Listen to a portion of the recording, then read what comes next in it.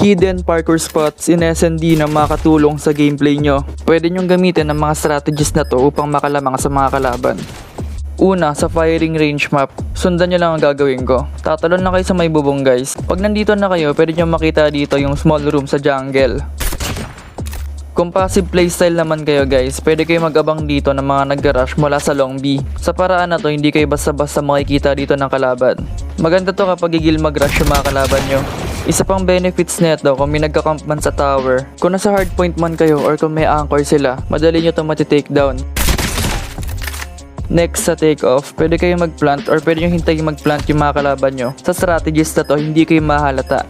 So kapag nandito na kayo sa Aurora, patong lang kayo sa bintana tapos tumalong kayo sa kabilang bakod. Ito yung POV ng kalaban, so hindi kayo mahalata dito, especially kung naka-black outfit yung character nyo. Kung medyo malayo-layo naman yung kalaban nyo at nakapag-plant kayo sa B, may opportunity na kayo para gawin